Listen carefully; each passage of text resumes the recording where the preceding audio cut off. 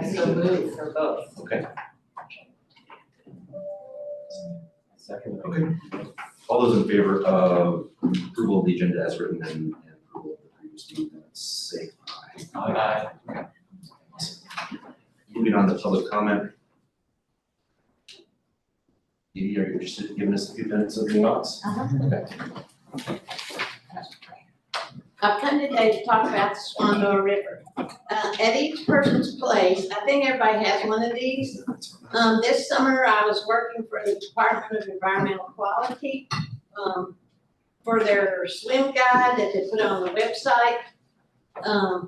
We were testing in 5 different places. The people that I was working with were testing at 5 different places along the Swandoah River, starting in Black Mountain. Well, actually, they numbered the sites starting in Biltmore back the other way. Once a week, we gathered samples of water from the Swandoah River and then took them to the environmental quality, and they tested them in their lab. And this paper is a spreadsheet of the results that we've gotten so far. We have 2 more weeks to collect water. Down at the bottom, you can see that the safe level of swimming is 126 parts probable. The values are given in most probable number of colony forming E. coli in 100 milliliters of water. 100 milliliters is about a little bit less than half a cup. Okay. When you're looking at these numbers. It has to be 126 or less to be safe for swimming. As you look at these numbers, you can see that the only day, July the 2nd, was the only day when any sites passed, and then that day only 2 sites passed. So, and there's numbers down here like I had site 4 and site 5. That was beyond the ball fields at Veterans Park in Black Mountain, and site 5 was behind the old Bilo store at the Riverwalk Park. Those are my 2 sites. And that was in Black Mountain as well? That's in Black Mountain. Okay. The site 1 is in Biltmore. Site 2 is the park at the Walmart on Bleachery Boulevard. Site 3 is the water hole at Warren Wilson College. 4 is Veterans Park in Black Mountain, and 5 is Riverwalk Park, which is behind the old Bilos, which is shortly below downstream from where Flat Creek runs in. So on the second test, where site 5 was 1,550 instead of 126 or less. It got the EQI water quality people attention, and they were testing on Flat Creek. The levels are real high in Flat Creek. They think the original thought was that the sewer is leaking into the Flat Creek, but so far they haven't been able to find any site. And as you can see by the numbers on subsequent days, it's not getting better. So, and sometimes at some sites on some days, we collected 2 samples, one right after the other, made a duplicate sample. And those are the numbers down below some of the other numbers. And you can see that they vary pretty greatly. So you have to take these numbers as sort of an average. Like they're saying, this is the most probable number. So but always the numbers were way above what was safe, except for those 2 sites on July the 2nd. Now keep that in mind, and I'm going to show you what I have in this jar. In this jar is water I collected from the creek that runs through Lytle Cove on a day when it was raining hard and the water was running brown. So I'd scooped up 1 pint of water in this jar, and it's a little hard to see, but you can see the silt is all settled down to the bottom of the jar. But it's obvious, it's not some just little film. It's obviously that there's a lot of dirt in there. So the place where I dipped this water, the creek is about 8 feet wide. It was running a little high. If there's that much dirt in a pint of water, how many tons of silt are getting dumped into the Swananoa River in an hour? And the reason that this is important is because, as you know, more and more people are moving into Buncombe County. The people in the south part of the county are getting their water out of the Mills River. So how long is it gonna be before we need to get drinking water out of the Swananoa River for the east end of the county? And what I would like to say is, if we know that that time is coming, so we better start cleaning up the river now. And I know that a lot of the people in the county are getting their water out of wells. And especially on all those people, they're building their houses up on the steep slopes, all those people have wells. I have a well. I'm down at the bottom. But the water that is in those wells comes from the rainwater that's soaking into the ground when it rains. And if you cover the ground with impervious surface, like roads, driveways, terraces, roofs, and the water can't soak into the ground, what's happening, if you watch the creek near you, like I watch the creek near me, every time it rains, the creek comes up quick because all the water's running off into the creek and not soaking into the ground. And then after it stops raining, the water drops right back down because already the springs have gone dry, and it not in probably our lifetime, but after that, the wells will start to go dry because there's not enough water soaking down to keep the crevices way down in the mountain filled with water. And when that happens, all those people are gonna need water from someplace. And this is a map of the watershed of the Swananoa River. And one of the interesting things about the Swananoa River, it's kind of short, and the entire length of the river and the entire watershed of the river is inside the borders of Buncombe County. This is our river. If it's messed up with E. coli, if it's messed up with silt, Buncombe County did that. The people, the government of Buncombe County is responsible for the mess in the river. But by the same token, the people in the government of Buncombe County can clean the river up. We don't have to worry about water from Transylvania County or Mitchell County or anywhere else. We have control of the whole watershed. We can fix the problem. We can be ready in the future. Our river can be clean enough that we can use it for drinking and washing. We can make Buncombe County more resilient because we can clean up the river, but we can't do it if we don't do anything. We have to start doing something. And there are people along every creek and every sub-basin that feeds into the Swananoa. There's people there like me who will volunteer to watch the creek, to sample the water. But we have to have help with the testing of the water.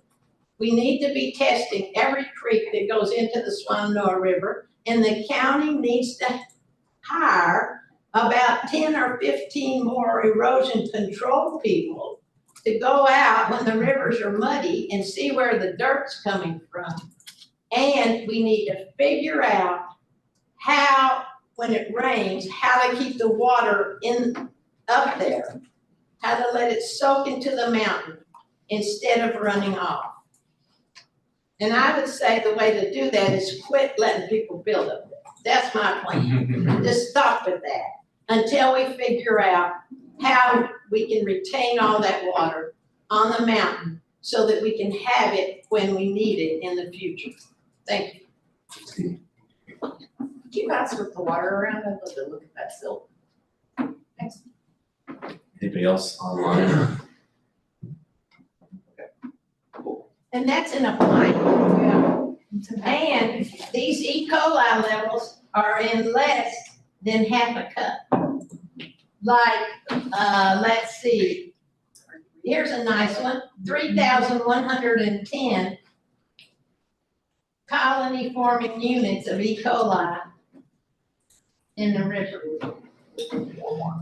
I guess I have a question. Oh,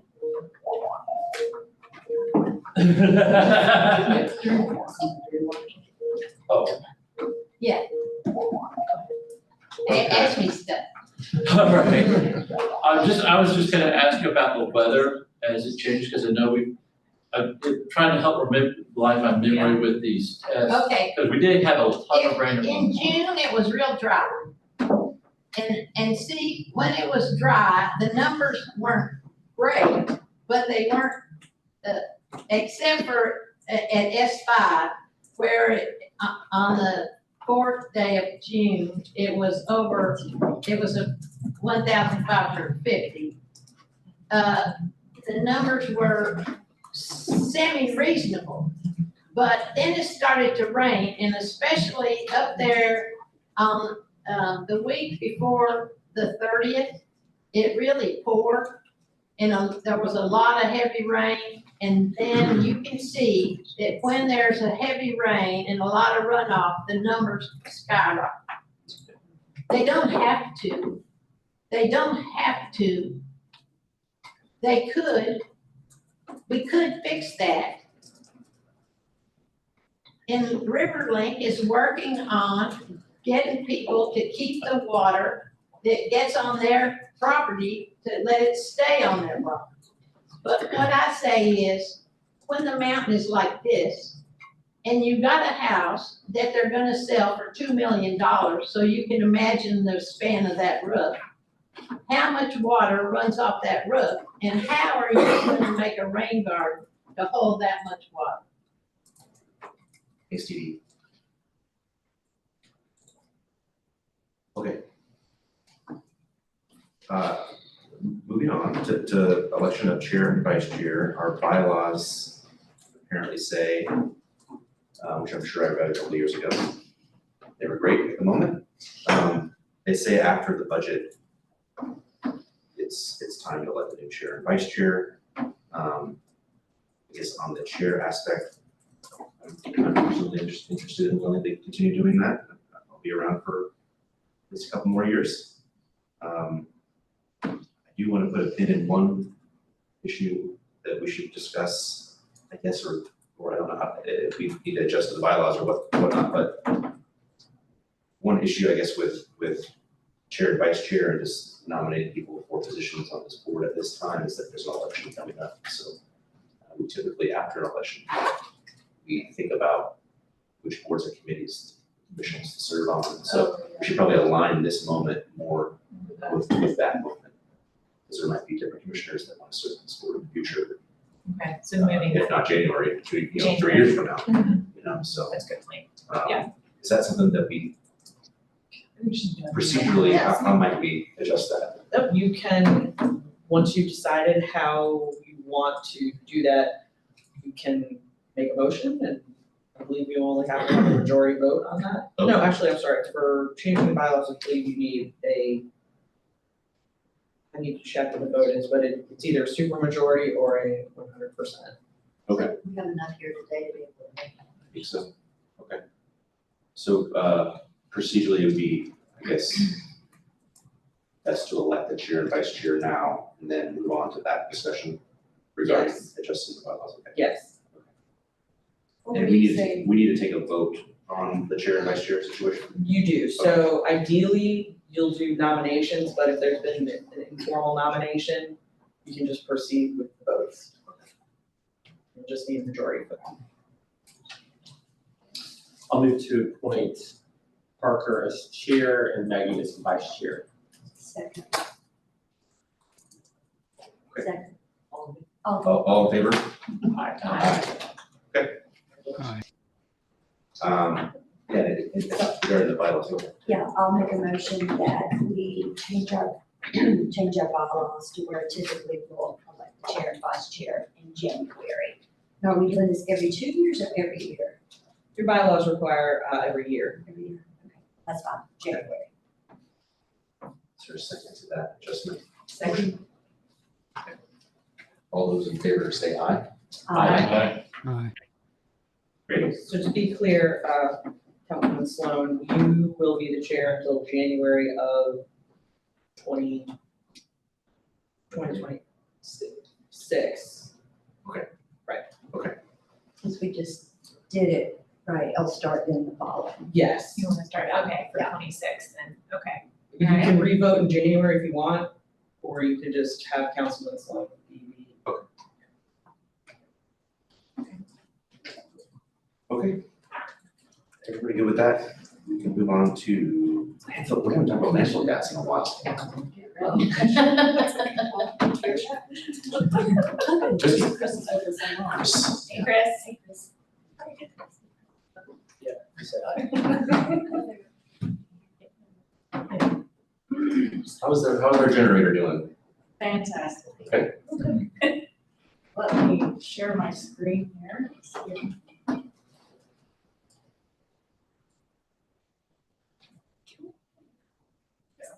Yeah, should we turn the lights off so we can see at least the. If we're doing PowerPoint, yeah.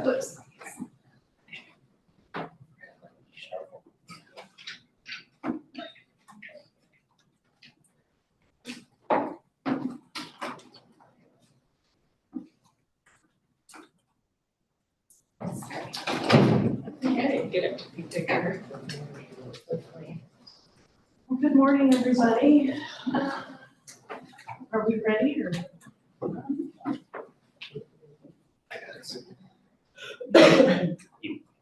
Okay, it looks different from Oh, last it time. does look different from last time. Yeah, oh, view, let's try view. No. Shade. It's a different setup now. You trying to make? Yeah, some trouble. You need to say focus on content. Yeah. That just makes it look good. Yeah. Okay.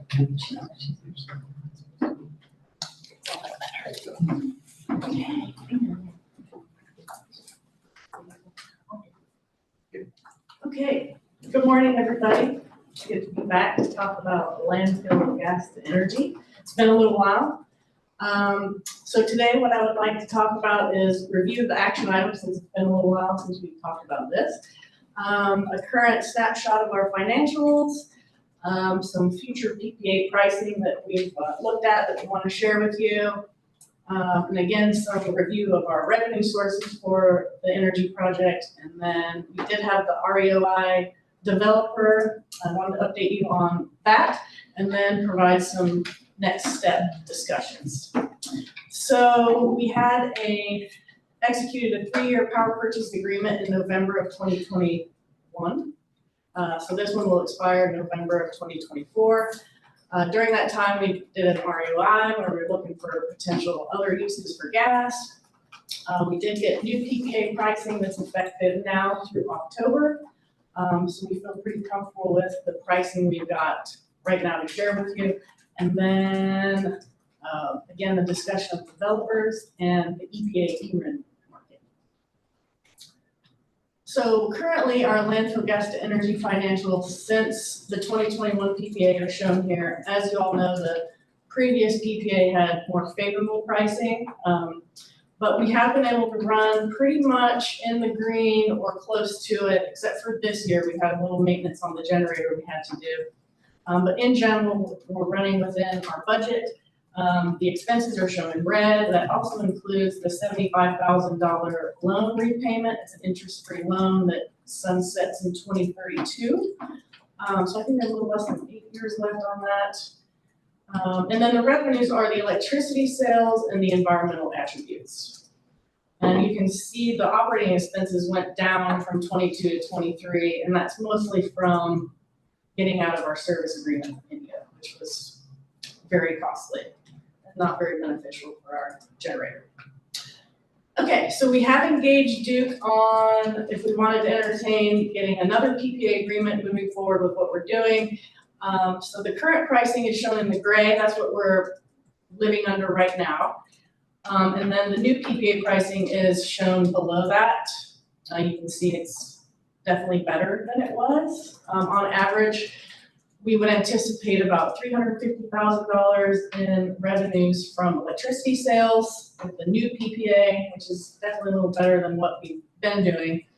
I think on average, it's about $20 more per megawatt over the course of the 5-year pricing. The 5-year pricing is certainly a little better than the 2-year pricing, and that's just, for the function of they know they've got the electricity coming and pay us a little bit more.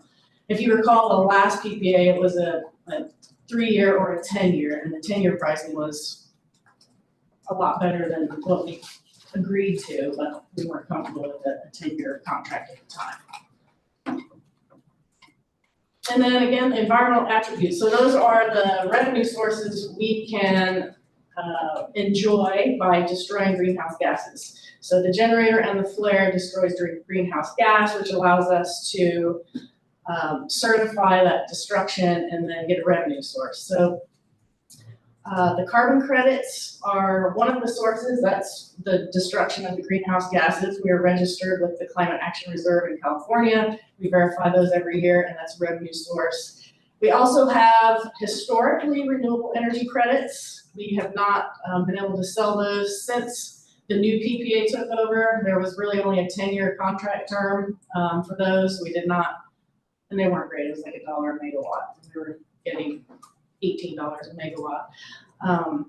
So we can certainly look at potential for RECs moving forward or find other avenues for those. It's not a current revenue source. We have not forecasted for that revenue. And then of course we have the E-RINs I talked about with you all last time. It's still a moving target. There's no golden spoon on that yet, but there's a lot of interest in the industry that we're moving in that direction. So I'm confident we'll get there. It's just a matter of when. Okay, so the developers, if you all recall, we had the REOI, we had several responses. The renewable fuel standard, fueled an increase in electric vehicle production, which really allowed us to think about tapping into the E-RIN revenues, which are fairly substantial for historic revenues. We hope that that becomes available to us soon.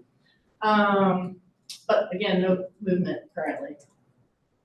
And Vespine was the developer we engaged with on the microgrid discussion, and then during those discussions, they moved into their new plan, which is to partner with SCS Field Services and become developers for landfills across the country to essentially make landfill gas energy with their own generators. It's a different kind of generator technology that they're advertising. It's very costly, low emissions. But they are actually after the E-RINs and these generator projects throughout the country.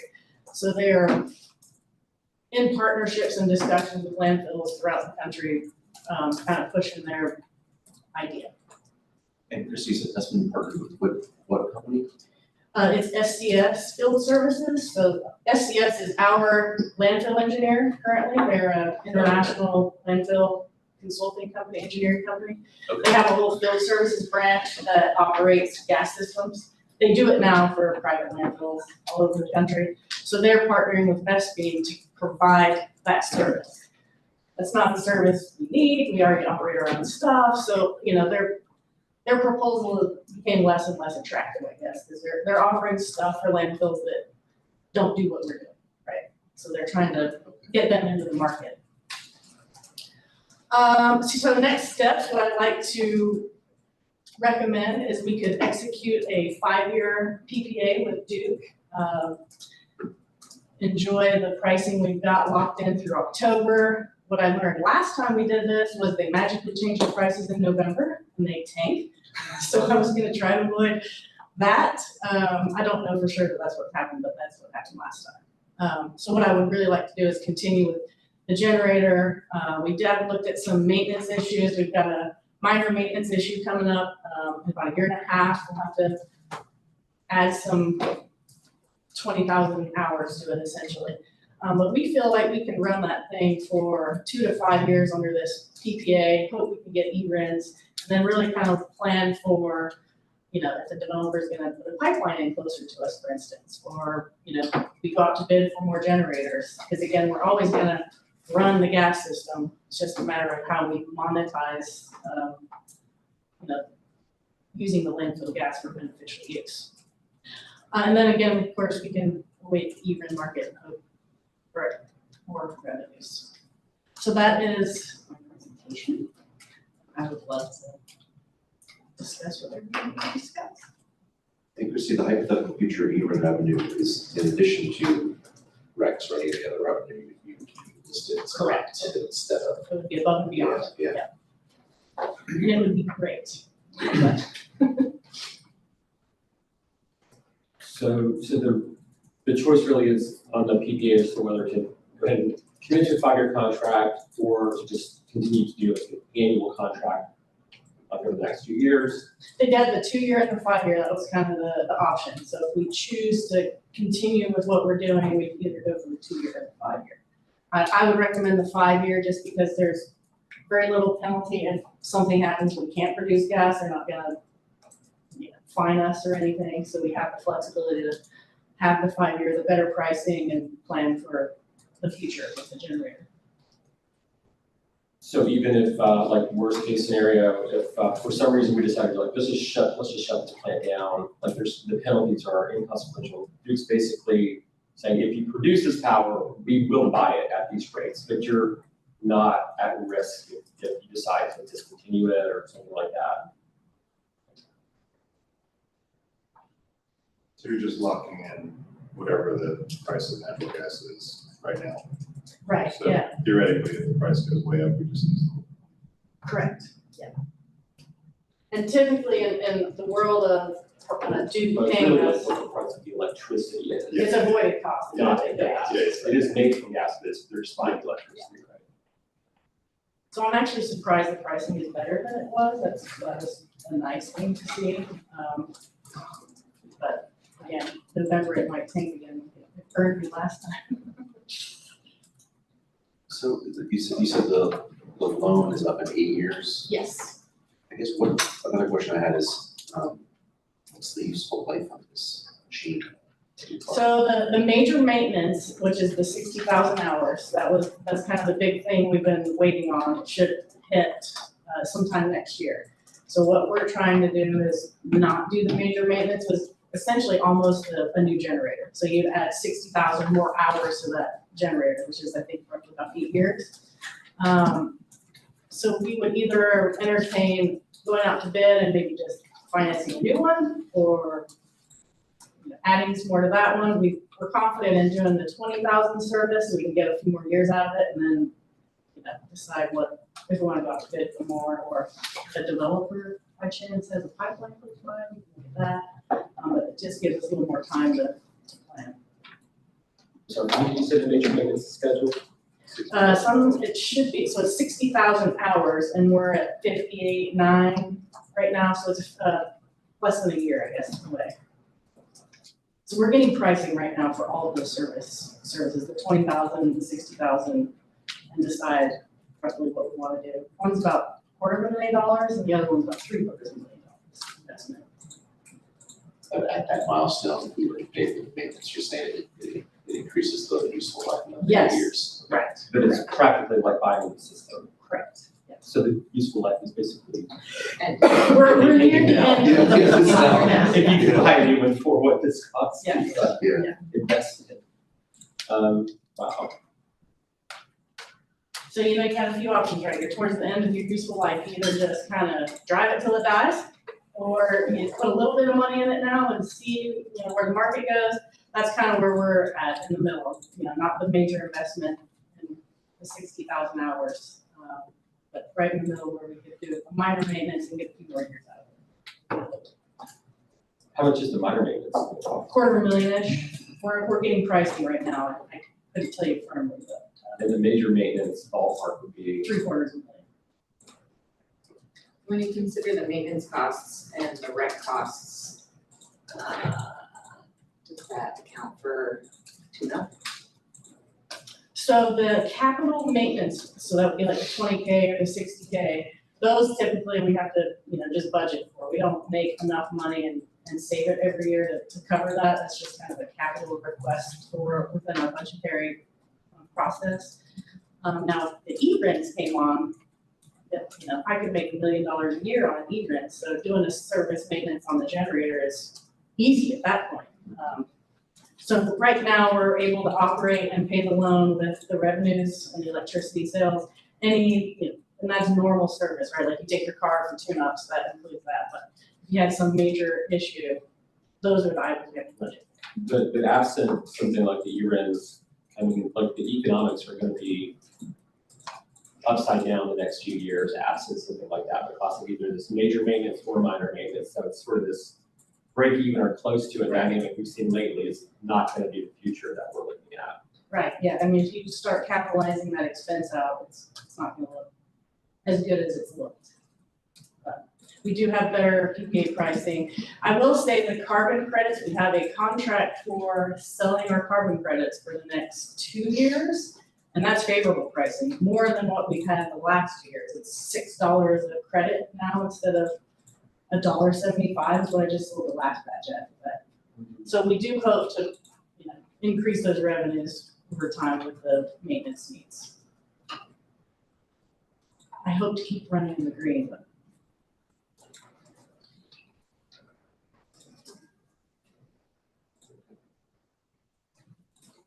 Anybody else? Remind me what the useful life of this production is supposed to be. So the two different things, the generator is what allows us to produce electricity. We do have a whole system in place to take the gas out, which is also destroying greenhouse gases. That operation is very cheap. The expense comes with the generator and producing that electricity. So that generator has been online since 2011. So it's an old car, 300,000 miles, just trying to keep it going. And if there's probably that's a long answer to this, and if there is we could take up one or two, but is there, aside from the climate benefits of operating the system, are there other benefits for the landfill operation from operating this, or is from a landfill life cycle, like longevity standpoint or other issues really not relevant? And this is kind of purely a carbon management issue. That in terms of looking at, do we operate this, and if so, how? Or just talk about that a little bit. Okay, sure. So right now, there are regulations that require landfills to remove methane gas. Typically, they flare it or they have a generator. We are not under regulatory authority requiring us to do that. What we're doing is all voluntary.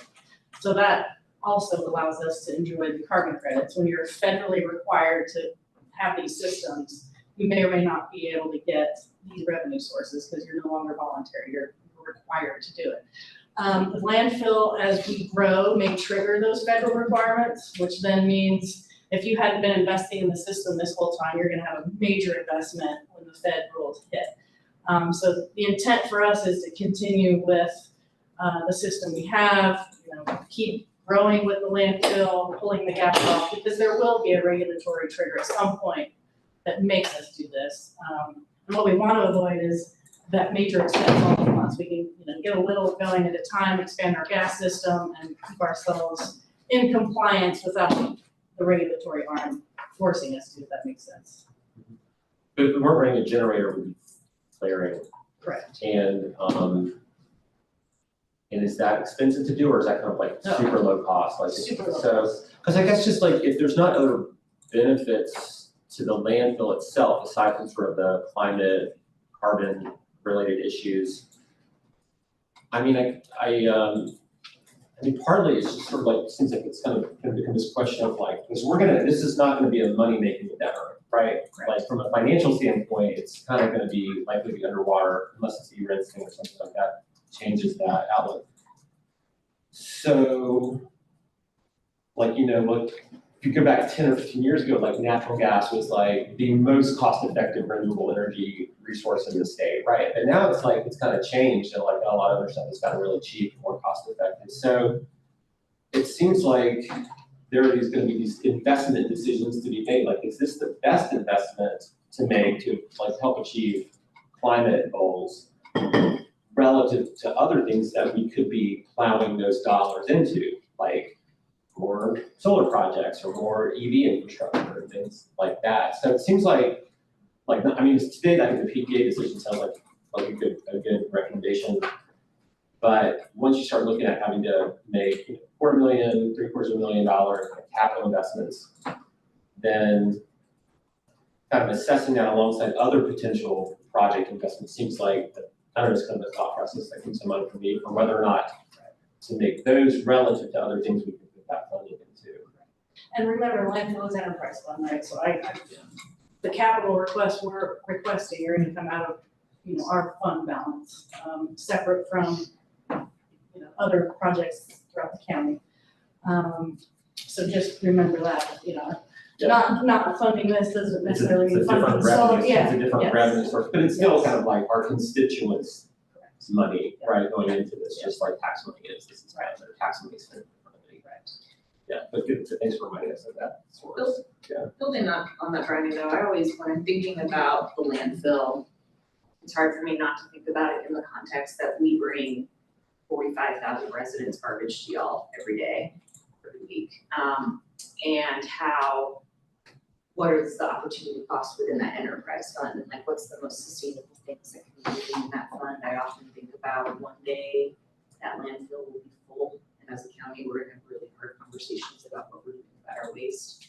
It's pretty long-term and big picture, but it is that opportunity cost of like, what would more solar panels at the landfill look like versus this? I'm always seeing that like one day we'll have a commercial scale composting facility at the landfill and like, should we be making a fat savings account for that one day? It's pretty long range questions that I'm bringing up, but if your concept of opportunity cost does make me think about that. Well, and that's a great point, Maggie. I mean, in some ways, that maybe since it is coming out of this enterprise fund, I mean, that, like, the way you're describing it might make more sense as a frame than just like this renewable project versus other renewable projects. But it might be, is this environmental project at the landfill creating those public benefits relative to other things we could be investing enterprise funds into at the landfill operation, like, composting and other kinds of programs to expand its life or reduce waste or different waste or things like that. So, yeah, great.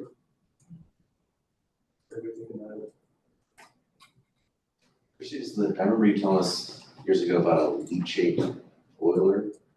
Is that the right term? It was a,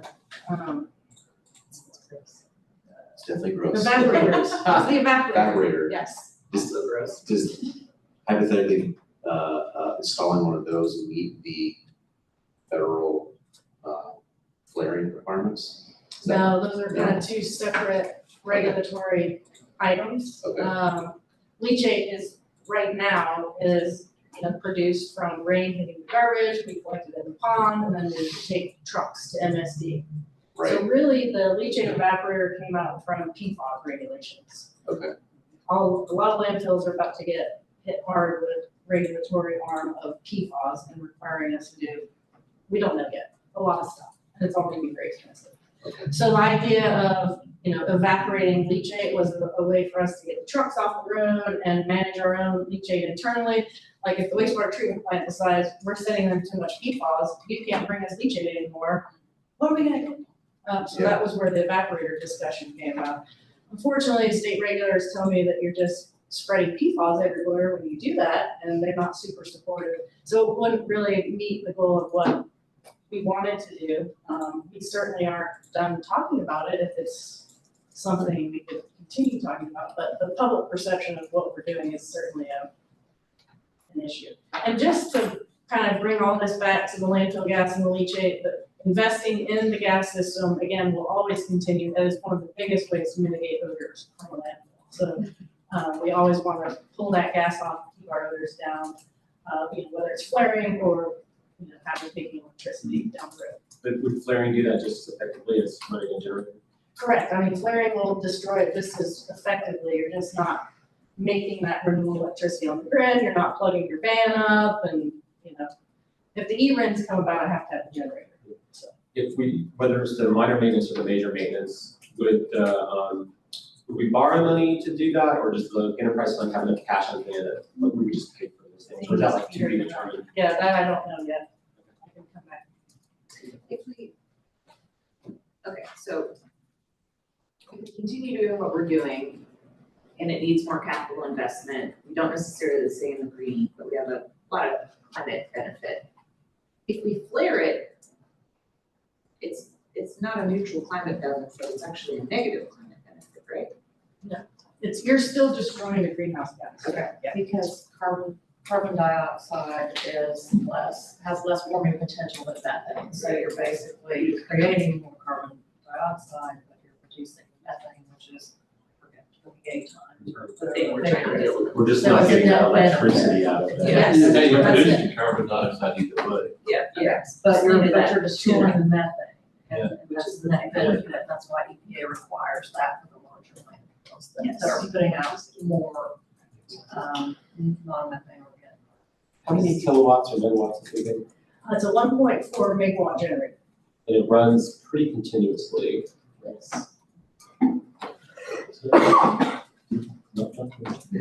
Yeah, that's pretty significant.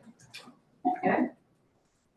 I think I appreciate the thoughtfulness of like, what are we getting? What's the business model? What are our alternatives to reach our climate aspirations? I don't see a reason to walk away right now, but it is good fodder for like future conversations as different capital investments are like, what are the biggest plays at the landfill through the enterprise fund comprehensively, especially as we look at sustaining the landfill as long as possible and the potential close date. Okay. You know, we talk about energy independence, I mean, 1.4 megawatts that Duke Energy doesn't have to produce to support the county. Yeah. I think that in and of itself is a lot of value. Even if we have to pay for it with money, it's value. Right. Yeah. Do we have like, I'm always like, when's this thing gonna get full? 10 years, 15 years, 45 years? You're segueing into my fantastic. First, we need a I feel like I ask this every year, sorry, thank you. Yeah, Do we have a- I'll make a motion to execute the 5-year plan. Second, just kidding. Are you taking notes? Can you actively recuse me from this? Jackie's actually our. Jackie? Yeah, I got you. Okay, there's a motion, and I think I heard a second. On recommending the county sign the 5-year PPA situation. All those in favor, say aye. Aye. Aye. And we have one active refusal, okay. Everybody ready? Thank you. Okay. Awesome. Now, let's talk about lifelines and. So, Okay, Cassie, take it away. Hi, for those of you who don't know me, I'm Cassie Lohmeyer. I'm a recycling coordinator with the Solid Waste Department, and I will be discussing our construction and demolition waste today. Just a brief agenda overview. I'm going to start by characterizing our current C&D waste, reviewing some historic trends, and our current diversion rates, kind of update y'all on our remaining airspace at the C&D landfill, and then talk through some current diversion initiatives and next steps. So this table is lifted directly from our 2022 waste characterization study, where we, a contractor, engineering firm, they visually inspected all of our construction and demolition waste.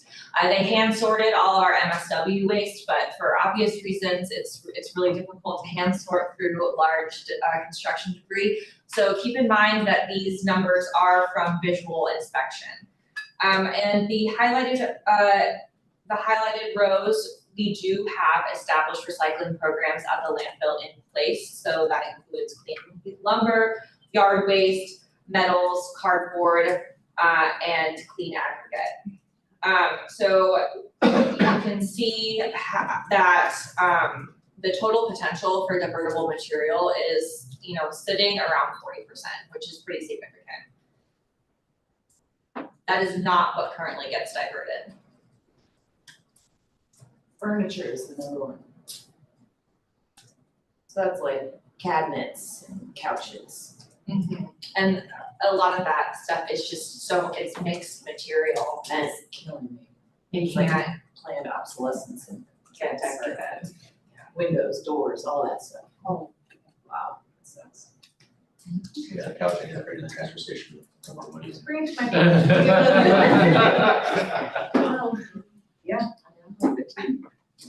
Here is some of our historical diversion data.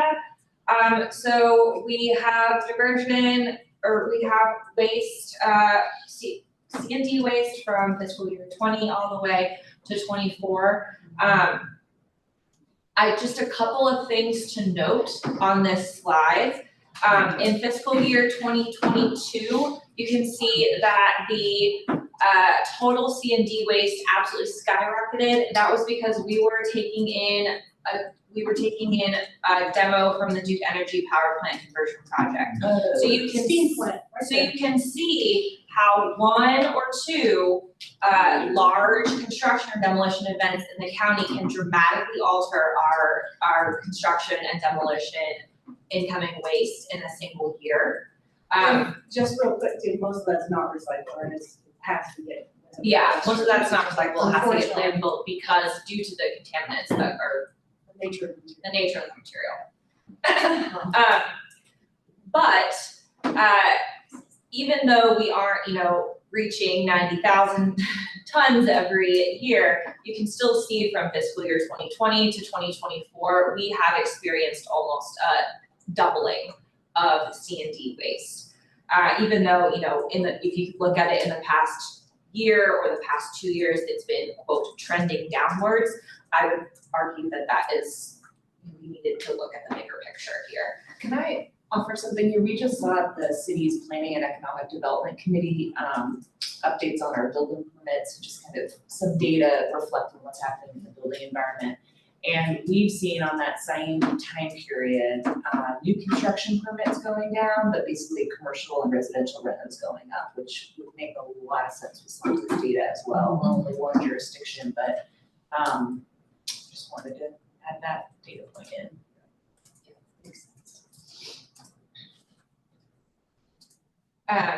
And so our current diversion rate is 12.88%. So we are capturing some, but again, our total potential estimated is 40%. So as I mentioned, large sources of C&D waste, that we have the demolition waste, some large upcoming demo projects that are actually currently underway. The DOT's I-26 connector project has significant demolition debris associated with it. I think so far 30 residential permits have been filed with the DOT, with 12 of those permits already have been demoed, or those structures have been demoed this year. So, and obviously that will be ongoing for the next several years. And then, construction waste, new construction projects, those large multifamily developments that we see going up, and then, large commercial projects like hospital development that we have to keep in mind. That could really, as you saw on the last slide, that could significantly increase our incoming waste. So our airspace analysis report came back, and our remaining life for the construction, demolition, landfill is estimated at 5 years. So if it is increased, if our C&D tonnage increases by even, by 1%, that's shaving off 2 months. And then, 2% is gonna be 4 months less.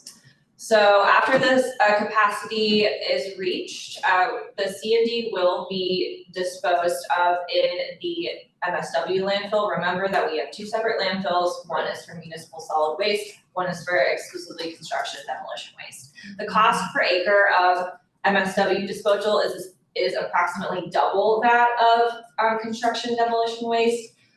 So that is going to be a significant financial hit. Cassie, what's meant by phases 1 through 8? Is that the like the C and D cells? Yes, those are the cells. In the C and D, we refer to them as phases. And then, relative to each other, the C and D landfill is significantly smaller than the MSW landfill. We have about 20 years left on the MSW landfill, the full footprint. So the C and D full permanent footprint is phases 1 through 8, that's all we got. So once it's full, we're gonna have to shift. We knew the day would come one day. Yeah, I guess I'm wondering acreage, like if you need to build a new one, I know, I have a geographic picture in my mind of the MSW, this is a lot smaller. Yes. Okay.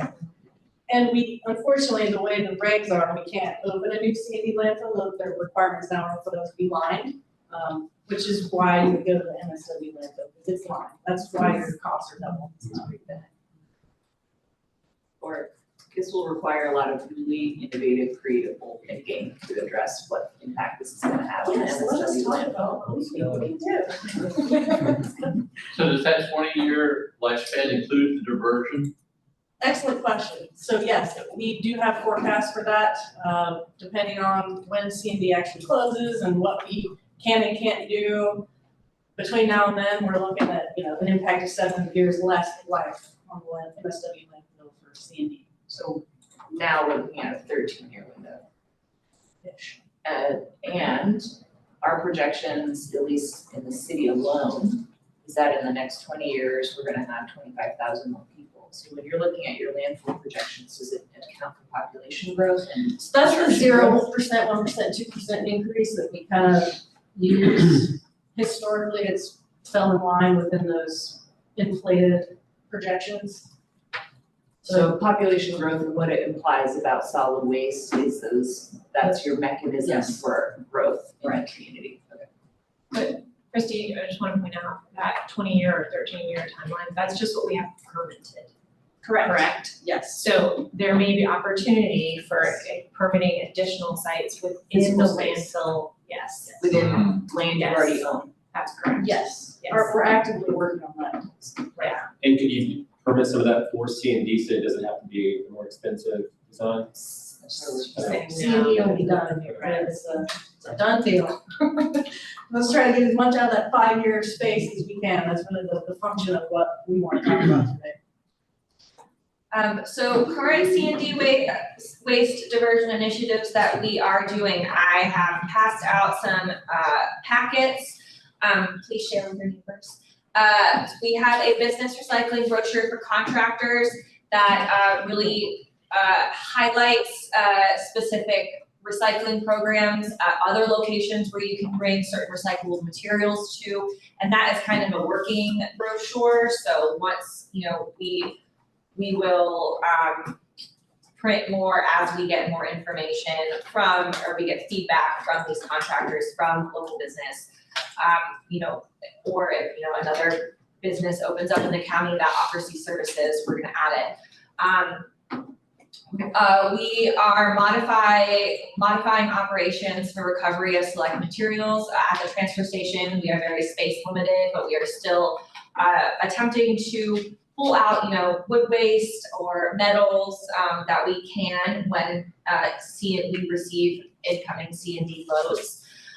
We are encouraging generally C and D load delivery to the landfill where we have those recycling programs present, where we have the clean aggregate recycling, the yard waste recycling.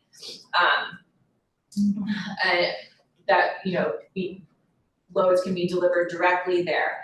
And then to continue supporting the implementation of C and D diversion requirements for county projects. We are working with general services and procurement to try and add in language for county projects, and then also promoting reduced tip fee for source separated materials. When customers are bringing in loads with metal, it's free. Yard waste and clean aggregate are going to be half the standard tip fee, which is the significant incentive. So the next steps, sorry, there's a lot of text on this slide.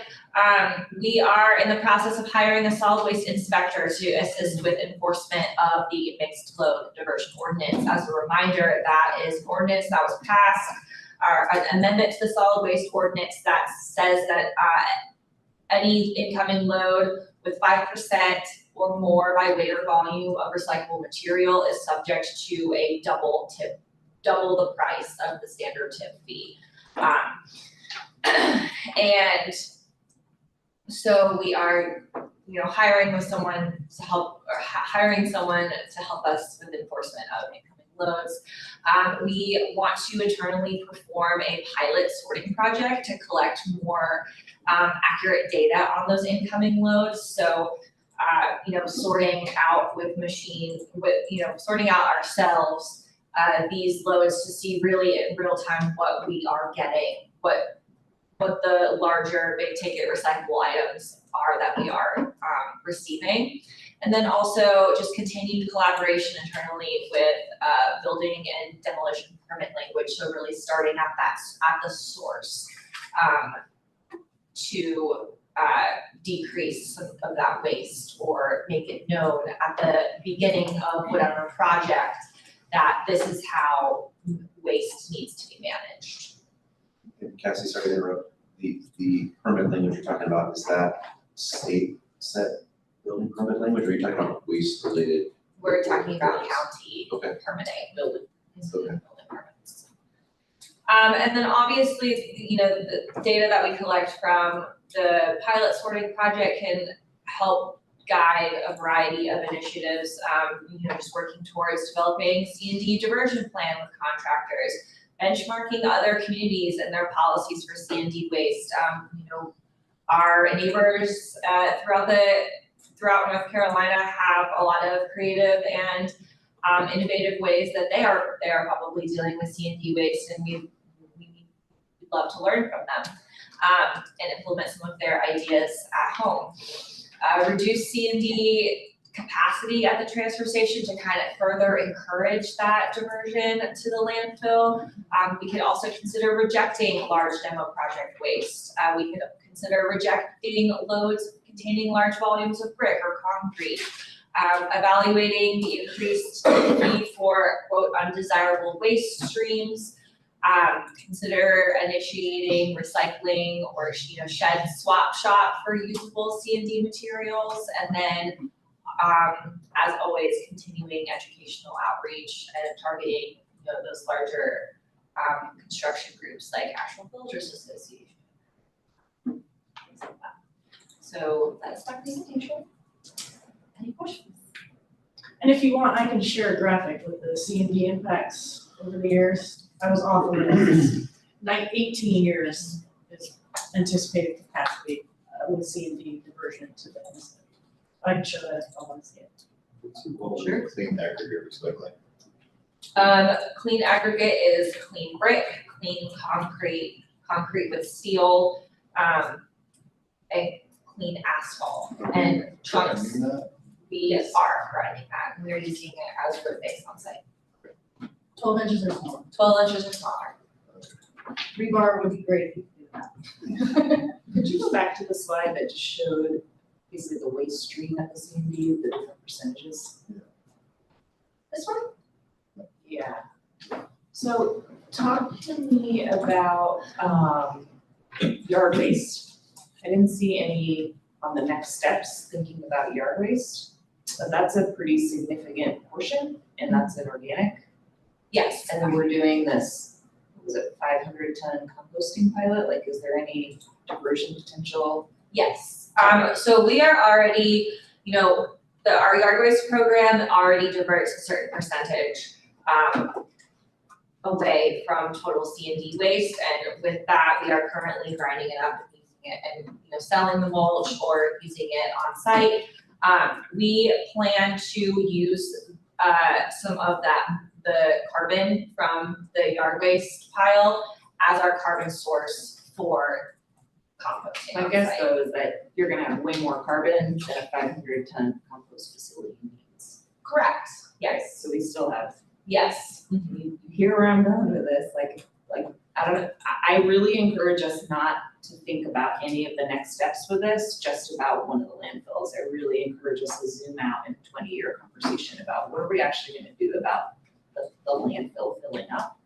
And I would love to see what percentage of organics are in the MSD right now, because when we had done an audit of ours, 40% of the garbage we bring you is organics. It's around, I think it's 32 to 36% is what we received, the data that we received back. Massive, it's just massive, and I don't know, like I have on my mind right now is we're doing a solid waste master plan for our facilities.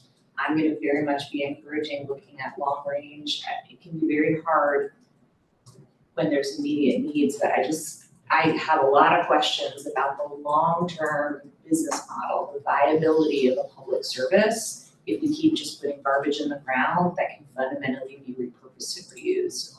Where is our solid waste function going to be in 50 and 70 years? And I feel like we've seen some of that conversation around what composting could look like. I know that we're piloting under a permit threshold, because if you really wanted to get into a compost facility, that's a whole new service with substantial investment in design. But yeah, this just really brings up a lot of that, like the writing's on the wall that we're moving towards having to have, what is the long-term function of this public service? And I really hope that we don't land at just putting stuff in the ground that could be repurposed for use for the community. Well, I saw you guys in Hanover up there, and when I was down there, I went to their waste facility, and I think Dana and I, we talked about this, I haven't come back, but, so it's great that you're looking at that. They were actually repurposing a lot there, but they have a program where they have people there actually pulling it out too, which I know is different and may not be cost effective or what have you, but they were doing that. And I think people in the community could then come and pick that up for free, if I'm remembering correctly.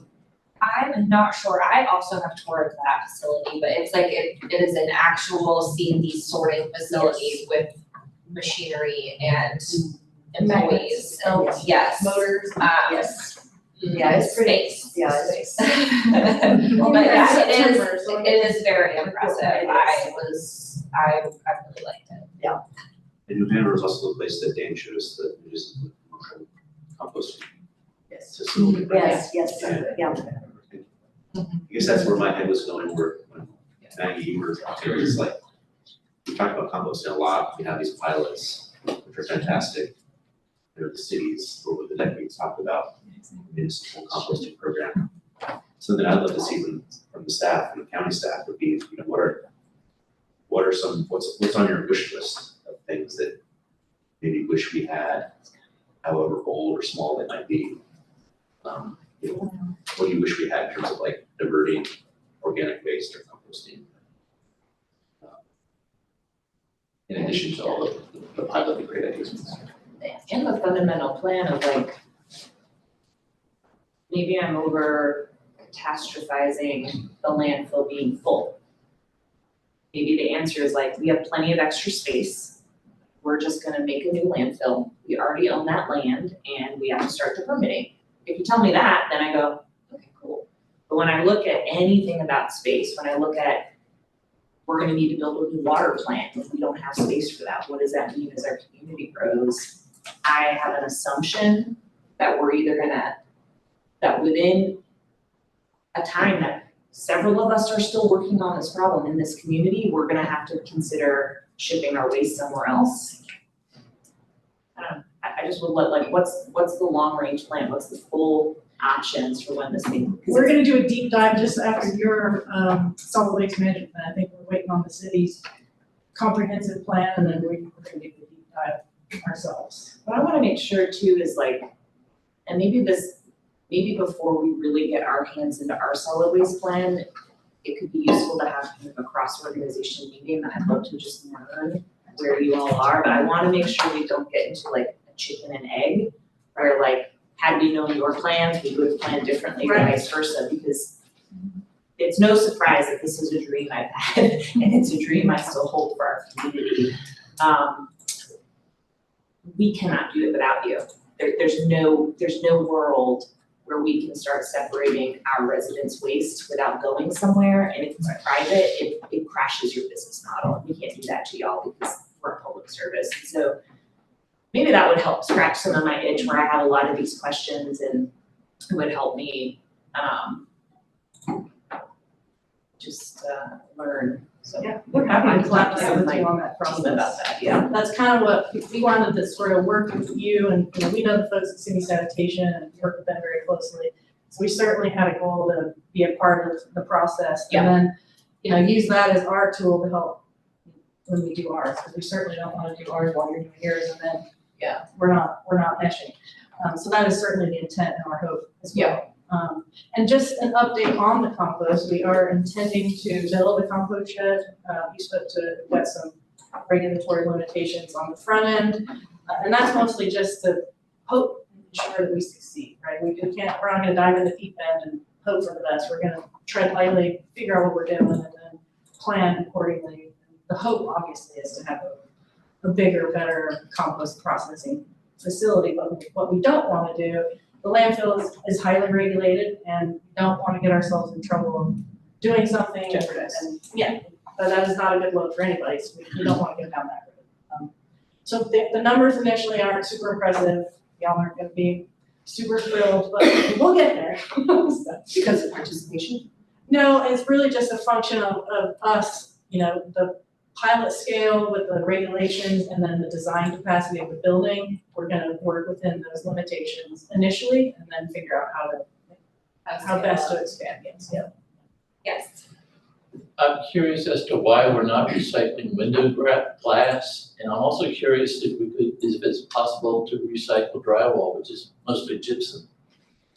Yes, so, glass recycling for curbside, it goes to, for curbside commingled recyclables, it goes to Kirby to be, sorted and processed.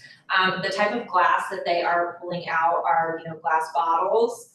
So this is not from construction, from like home window replacement? Correct. Yeah, so it's a different type of glass. Okay. That's the short answer, it's a Okay. different type of glass. No, I get it then, okay. Is it recyclable? Or That- yeah. Yeah, that is not easily recyclable. Oh, okay. And also it's mixed material, so, the windows are usually with, with like wood or vinyl, so you would have to separate out those two materials. The experience of working on a project that we were trying to get LEED certification 4 years ago, and we were doing a major demolition and trying to figure out how to deal with the concrete and find someone who could grind it. The closest machine I could find was in Atlanta. It was like, $1,500 a day to rent it. We had not a lot of concrete, so it didn't make sense. Like, I don't know what capacity we could theoretically have to increase our ability to grind concrete and then or maybe monetize that aggregate to give it to people when they need gravel for fill, right?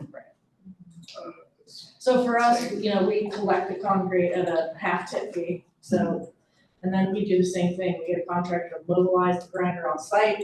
There's an air quality issue with grinding concrete, as you can imagine. So that's a lot of times why you don't see them grinding at different job sites. The grinders are very expensive and they move to different sites, kind of camp out for a week, grind a huge amount, and then move on to the next site. So for example, last time we ground our concrete piles, 5 to 6 years ago. So you really just get a lot of materials, bring them all on site, and it's not cheap. It's probably another $200 million contract to grind the concrete and aggregate. So the idea of taking it in half tip fee and then giving it away, economically for us, it's not necessarily we use the aggregate on site for our road base, but certainly look at charging for loads perhaps for our community like we do for mulch, we're very cheap. $10 for a scoop of mulch on that site. But if like the DOT project or some private project has a bunch of concrete, like we at a discounted rate, but there's just the supply of it is so limited, you only need to grind it every few years. Right. Well, we have a pretty huge file, you know, but yeah, every few years, But we, it's, financially, we can afford to pay the mobilization fee and have them come grind for us. for like a few weeks or something, that is worth. Right. So it's just not practical for us to help her grinding. Unfortunately not, yeah. Although, again, it sounds like, but we do take it, right? So like Yes. in your project situation, if that had been in Buckingham County, you would be like, oh, Buckingham County will take it for cheap, and they'll grind it, maybe not right away, but they will eventually grind it and use it, so. What we find on job sites, you know, construction or demolition is, it's really easy to throw everything in one dumpster. They drive to the landfill, they pay the C&D tip fee, and they go right back to the job site and fill it up. You know, to really dive into these different diversions, at the source is ideal. We don't have the people or the machines in the landfill to sort through it. We'll certainly try on a pilot scale with certain haulers we know may not be as bad of contaminated loads as others, but really at the job site where it needs to happen, right? Like a dumpster for metal, a dumpster for clean aggregate, or a dumpster for clean wood. And how many dumpsters is that? Now, you know, now the guy running the job is paying for so many dumpsters, so many hauls. So unfortunately, that's what we're up against is. Reducing barriers for those contractors. Yes, Ourselves. yeah, you know, if we can figure out a way to So, enforce it or we're gonna incentivize it. hire someone to do this enforcement stuff, right? And are they gonna be like literally standing up there, like looking at loads and be like, nope, Yes. can't do it? And you gotta like sort this stuff, we're not taking it. I mean, is that how that works? No, we would charge them double tip fee. We said, we're gonna double charge you, you're violating the ordinance, or turn around and go sort your stuff, which they won't do, we'll just pay the double tip fee. Right. But then we hope the next load, they might do a better job there. Normally what we do is the job will send us a dumpster, we see the issues, address it with the job site manager and let them know, hey, bring me the next load like this, give me double the fee, Yeah. can you work towards? So I guess like, just the thought that comes up for me, I mean, I definitely agree, like the big picture, like looking at the encompassing stuff, high level, but just like, you know, I mean, if there's really, it's like 5 years, like this is like, this is not. It's go time. This is like not a long window of opportunity here, and it's gonna double our cost to put this stuff into the, other parts of the landfill, and we start filling that up faster. I mean, I wonder, if we should, I think having the inspector sounds great, and I just wonder if maybe we should just sort of like further, like turn these knobs, like financially, to be like, it's like a double penalty now, and you guys should know, like in 6 months, we're gonna double it, and we're gonna like, basically just be like, we're just gonna like use the financial incentives to basically kind of make it cost prohibitive for people to not do this, even if it's still technically there's a legal way you would do it, like anybody who's doing this very frequently is gonna be like, we cannot just continue to throw this stuff in the landfill financially, just, you know, not make that feasible. I will mention that the way that the ordinance amendment is written, it says if you return, like if you are violated again within 6 months, we charge you triple. Oh, so it does already ramp up for the same actor to do that. Where are they But gonna take without the it? inspector, it's that kind of like not actually get enforced, it'll take the inspector to kind of make that like happen on the ground more. Where are they gonna take this stuff instead? What do you, So if they wanna choose to continue to bring us contaminated C&D waste, where we're gonna find them because they did not take the recycled material out, there's a private landfill in Haywood County where they probably would go. Now that's really expensive too, right? It's all the way on I-40 out in the middle of nowhere, and they have a cap at a day rate too. So if you're not there in the morning and they've hit their tonnage for the day they're gonna receive from X, Y, and Z, they're turning it away. There are a lot of landfills out there that do cap, you know, daily intake. That was certainly something we've talked about, is we can cap DOT every day, so many loads, or even like the Duke project, for instance, you know, at the time. Could we have capped them, you know, make them go somewhere else, right? Dump it out the side of the road. Yeah, we don't want that. Yeah. We pay triple for that, and have to clean that up. That will happen. It does. happen. So those are the things we think about, right, is, you know, we don't want you don't that wanna, yeah, problem. As you back to your last slide real fast.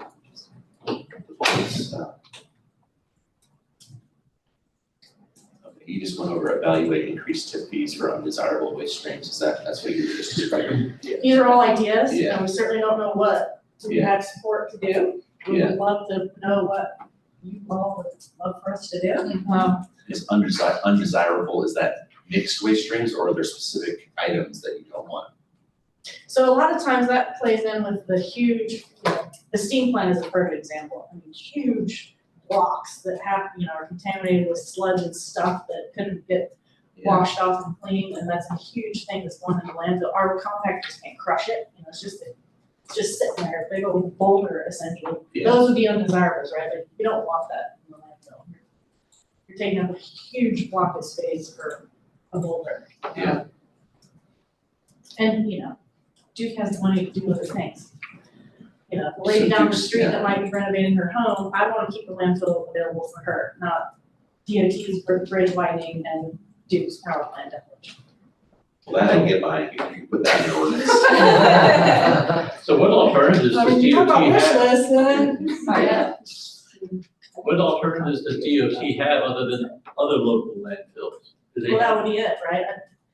so there's not a state thing for them, they just take advantage of it. So I think they have, and Ashley might be able to tap into this, they do have some sites where they know they can take metal and bridge pilings. And, when they do the bridges, they are crushing, they are capturing the metal, taking it somewhere, I'm not exactly sure, but they're using the concrete on site. So it's the houses that are being, these 30 houses that are coming down. So that's the main thing is the house is not the actual road. The bridges themselves are not coming. Oh, not, yes. Right, At this That's phase, this year's problem. at this phase of the connector project, residential homes and then those two commercial structures, the FedEx building, and I'm not sure which other one. Solid station. But yeah, the Pardon me, those hold are on. getting demoed this year.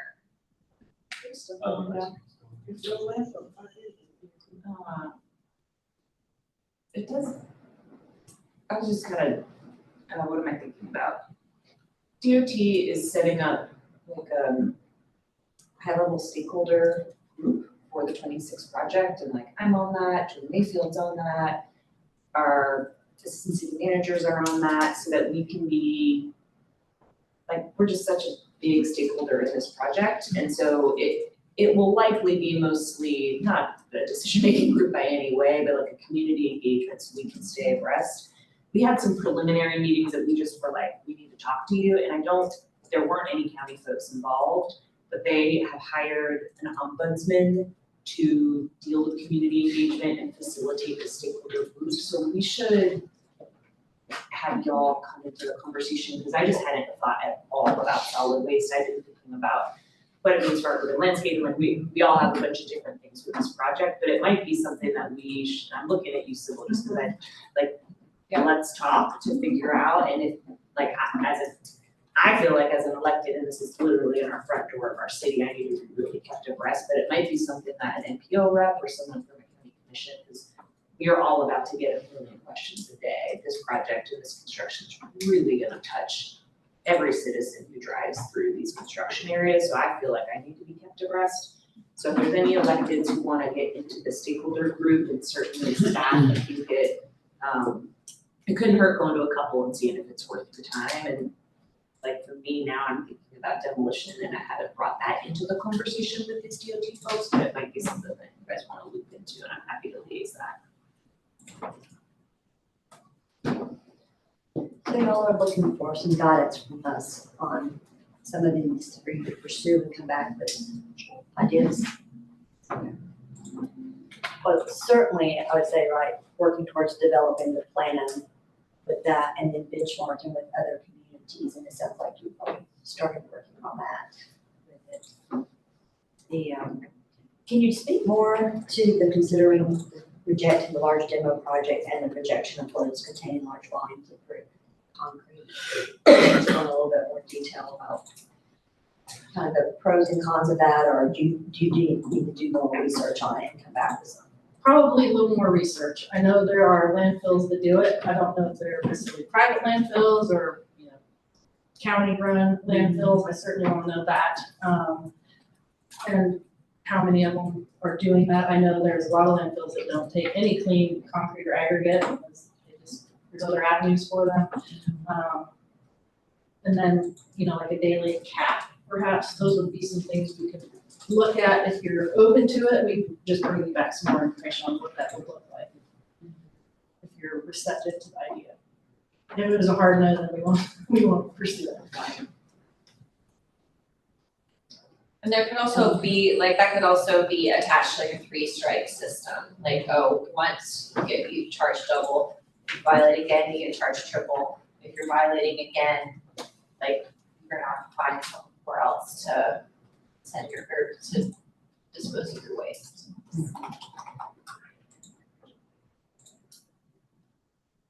I just have an intuitive distaste for shoving our problems on other people. That was the worry I had as soon as I saw that. Well, they reject it, where do they go? It's turned as an educational campaign about what we're gonna do if you can't follow these rules. I feel like it's a little bit more tasteful, but I hear you. I mean, you're gonna see redneck folks dumping trash in hollers. For sure. But And I that's guess that probably not wasn't gonna probably targeting them. It's Yeah, probably she's more a like large demo. large. Larger. Yeah. So DOT's, like FedEx is a perfect example. That was all brick that we could have recycled. But the way they demoed that project, the loads had to come in actively at the landfill to be like, what is happening? And reach out while they're demoing, loading dumpsters, like, whoa, whoa, whoa. So, trying to get on the front end is really the biggest, hope for us. And that's where the recycling brochure comes in, working with Ashley on the permitting side to make sure folks know, DOT folks have already gone out to bid for demo, right? We didn't give them this ordinance ahead of that. That would have been great. So that they could have included that in their bid docs. But those are the kind of things that would help us on the front end. And then working through when it comes to us, just having the flexibility to make a decision that, we have talked about rejecting loads and what that looks like. And obviously we don't want to get in a habit of doing that. It would certainly just be more, I'm thinking the bigger commercial stuff that's going to bring in, 12 loads a day. And Have a major even impact. large companies have long histories of, we can't find any economic way to dispose of this, we're gonna do it in a not so savory manner. Right. We don't want that to happen. Back to the, 12% yard waste, I don't see any strategies for that, 12% piece of the puzzle. I'd be curious, None of it should be going in this landfill. yeah, I'd be curious to hear, I think a lot of that's probably the transfer station, right, is where they, did the waste audit. So those are gonna be folks at their homes that are demoing, and then they have some yard waste or contractors. And that's kind of where the discussion came of make them go to the landfill so that they can separate that stuff from the landfill. We've got the yard waste pile there, and we asked people to stop at 3 different places in the landfill to divert materials before it ultimately goes to the landfill. So a lot of that yard waste tons is coming actually into the transfer station. And once it's in our trucks, it's all gonna be mixed together and Yeah, almost impossible. but we do have a recycling method or just a diversion method once they're on site at the landfill. Right. Correct, we just don't have that present at the transfer station due to space. And your inspector won't be at the landfill. Exactly, well, it's gonna do, yeah. Well, is that the company that could be like, hey, you can't take yard waste, we'll take it? So right now, we have a dumpster where we're encouraging people to put their yard waste in if we catch them. Yeah. If we could get a little more firm Yeah. and make these people go to landfill, we would like to do that, but again, I'm not sure what the comfort level is with what we want to make folks do. They've gotten very used to the transfer station, so it'll be some growing pains at first. But I think We're gonna have to do a little bit of that, I'm sure it's easy, but it's that much material, it's like, you just. It's a major you impact, gotta the transfer start talking. station. Maybe it's like warnings first, and then, Yeah. stricter enforcement later or something. Yeah, I think That's necessary. working towards prohibiting organics at the transfer station sounds like a goal. The Henderson County Recycle Center, they have a convenience center in Henderson County. They have a place for yard waste. It's a big tractor trailer it's a big trailer, and you can dump your yard waste when you make your recycling. Yeah, I just think when you're bringing all this back to us, right, so we can weigh out the options, and we'll make the pros and cons with any of these things, so we can make sure that we're making the right decisions when we do get to the point. Is there a place for citizens who might have ideas to have input? Like, what if you did this and what if you did that? Here are some ideas. Is there a way? I mean, I have a couple of ideas. Right now, it's just. Yeah, and I'm sure staff is happy to listen to, your ideas after the meeting. So hang around with us, Dee Dee, you can share these ideas. Yeah, you can share your ideas with staff at the end of the meeting. I think there'll be future public comment Okay. for sure around a lot of this when it comes to. I don't want to raise my public comment. Yeah. I can be putting it on record. Right. That's gonna be. Right.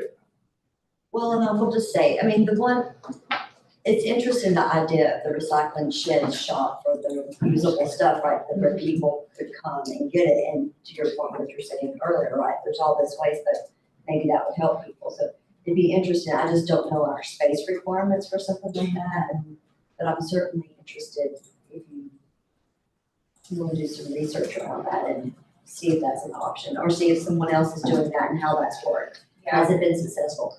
Part of it is I think about where our landfill is, and will there be that much traffic coming out then to utilize the swap shop there? I don't know. Yeah, I do know that there are some liability issues with that, and you have to have a full-time staff person, at least one, managing that at all times. I think Orange County just recently had to shut theirs down. Okay. Also, I think Maggie, you're probably alluding to this when I was in the restroom about DOT waste through the highway expansion. Yeah. But I guess having not thought about this very much, I think of like the Weaverville Hospital kind of as like, our community's kind of ways to deal with, and the DOT shenanigans just seems a little bit different to me. Maybe having a conversation about taking not 100% of their waste Yeah. over that And project. when you said that, we talked about, let's just talk more, because there's a stakeholder meeting that they're starting to set up, and maybe me and Sybil can talk more, because there's some forums to talk with DOT, we're happy to like set up different calls. And part of what staff said too is the immediate need is the West Asheville House demolition, the 30 houses, but that's like this year's part of it, and then there's next year's part of it, and so this is a 10-year construction project. Yeah. So like anything you know about now, it could be double in next year's DOT planning. So this is, I think a really good time for us to bump up the chain with DOT to really hear a little bit about what they're planning. And they're in what's called an O&R process, which is basically a special contracting method to keep a 6-month window with a selected contractor to reduce the project by $500 million. And so us really talking to them about like what the potential implications of their waste disposal, like I don't know how big of a line item this is, it's probably tiny. But I just think now is a real strategic time for us to kind of bump up the chain to get some better information from them and inform them of some of our realities. And I would love to not do that alone, so Parker, if you wanna do that, and so we can. Yeah. Excellent. Yeah. We're gonna displace people from their homes, for purposes of cars, it's not local inflow. Okay. Cassie, Christie, we giving you enough feedback for one morning? I think I took plenty of time, Okay. thank you, guys. Jeremiah, Yeah, EV charging? no. No, okay. No, this is just a quick update. This felt very heavy, so I have like 3 really easy slides. Okay. That hopefully will just, much lighter discussion. No solar pump intended there. I don't believe you. I don't get it. That was totally intended.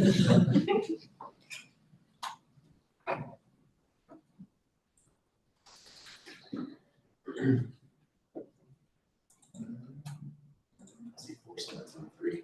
Well, I don't know this one. Yeah, so just super quick updates on a few things, right? So, as you guys know, our fire department projects are up and running, so we're very excited about that. It's been kind of a long time coming for these projects.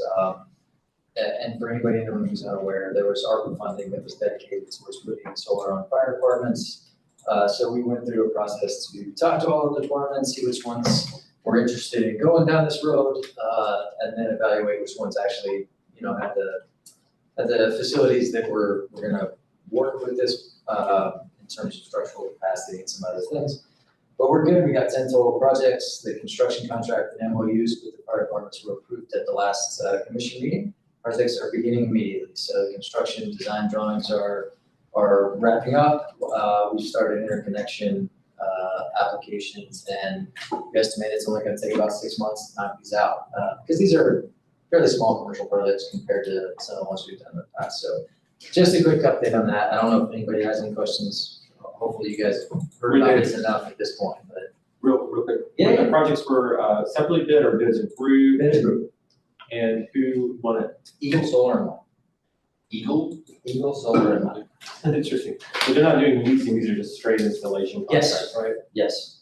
And in fact, this is our second time working with Eagle. They won the last bid too, for a couple of schools and the courthouse across the street. So Are they local or where are they?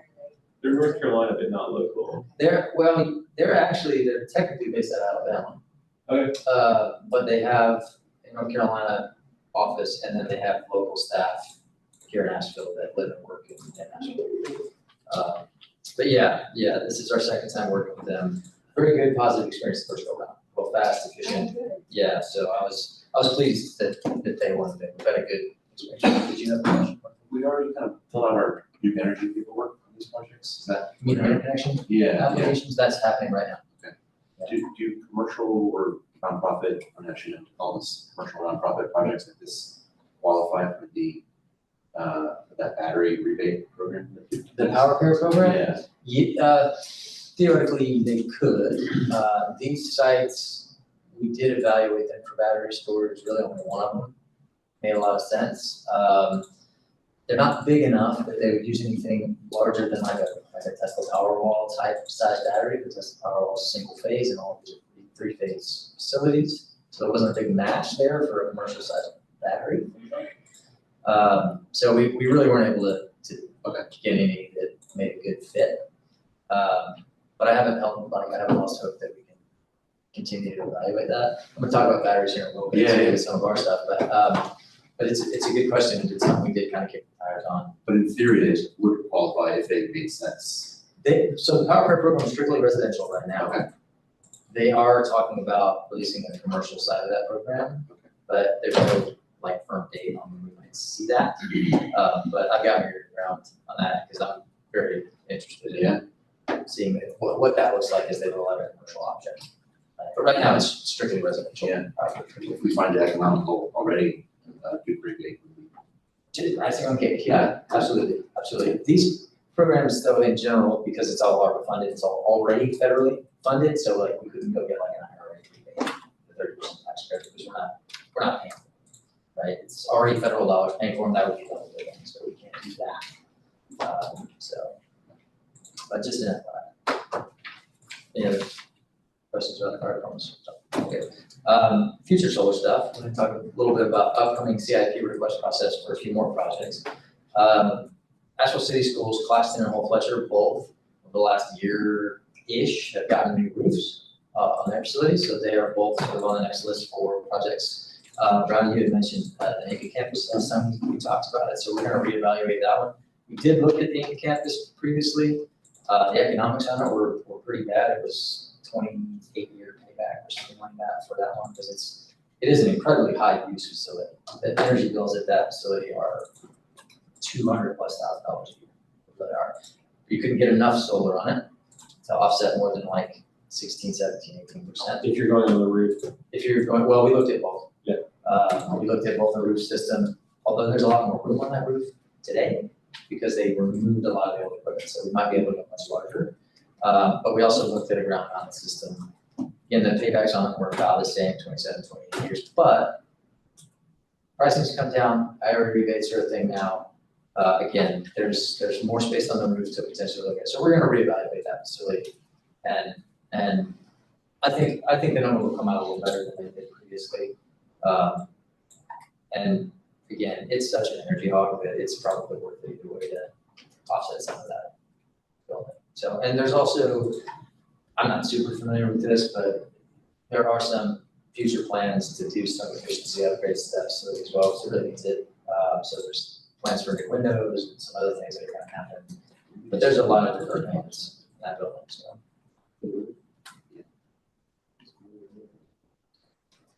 We spent a ton of money in that building. The roof was $1 million, I think. I mean, it was, yeah, the roof was a pretty expensive endeavor. But They had yeah. holes in it, so there's that.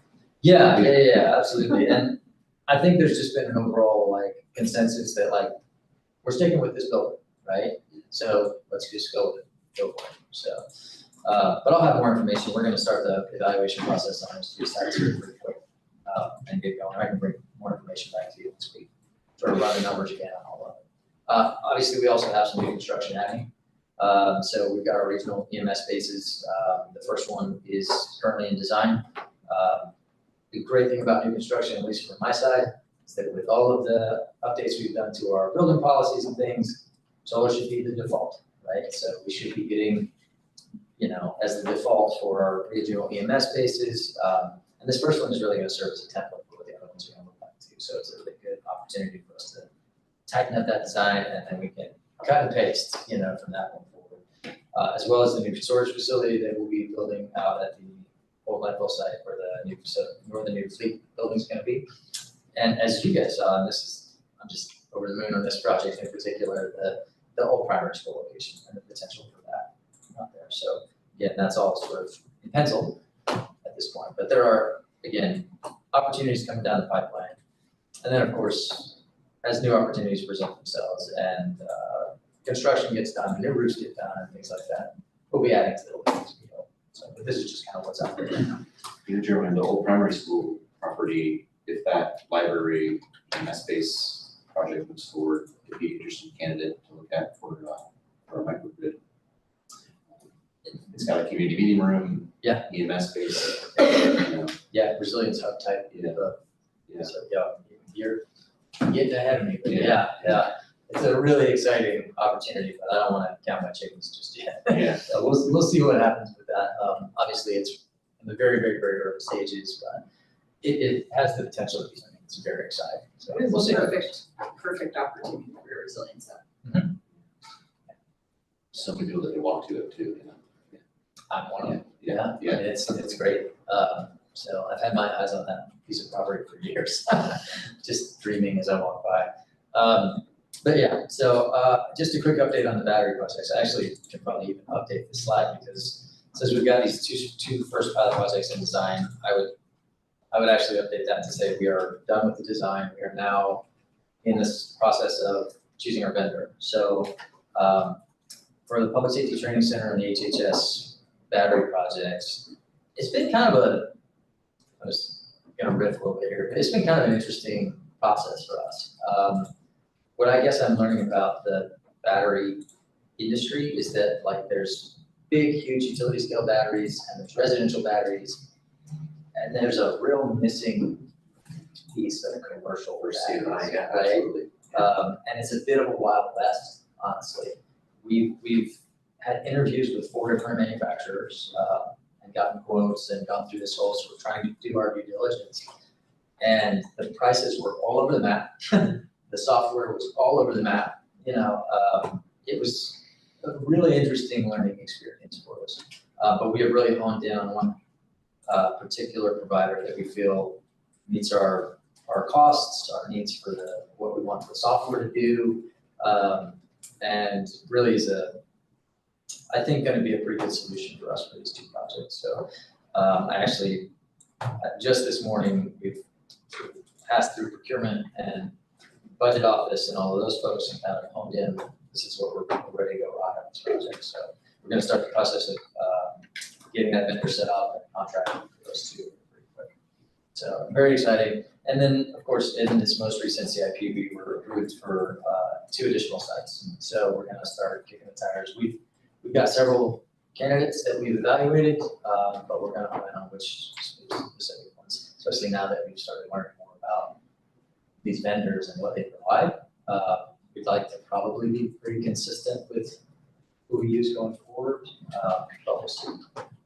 So I'm really stoked to bring some of that information back to you guys once we get this together and see how they really do help us sort of enhance the investments we've already made in the buildings. So, very cool.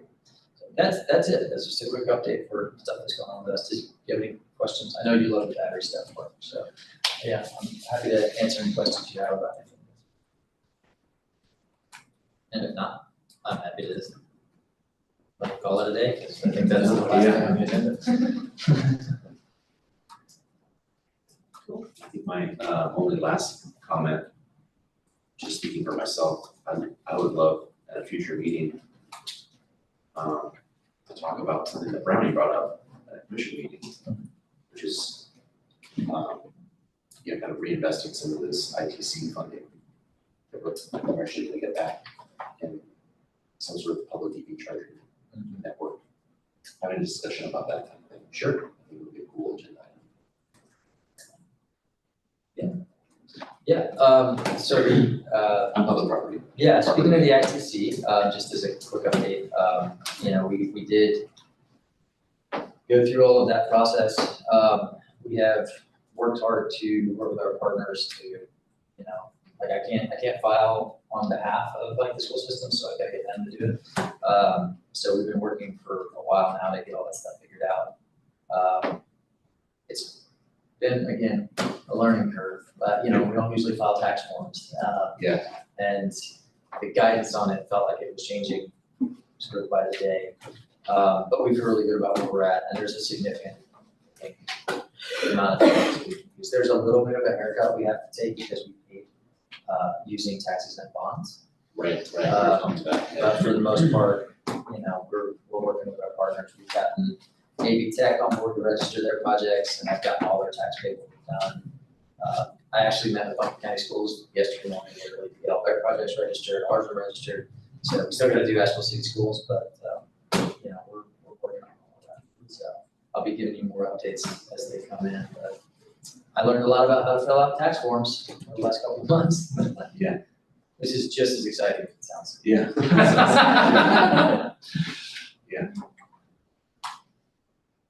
I'd love to talk about that too. I mean, I think all the research shows that in terms of the public's interest in acquiring EVs, concerns around potential inadequacies of the infrastructure of EV charging is one of the biggest factors that influences people's decision to not purchase EVs that otherwise would. So I think just kind of having a discussion about it. I mean, we're doing a lot for our own fleets, and there's a lot happening in the space at all these different levels.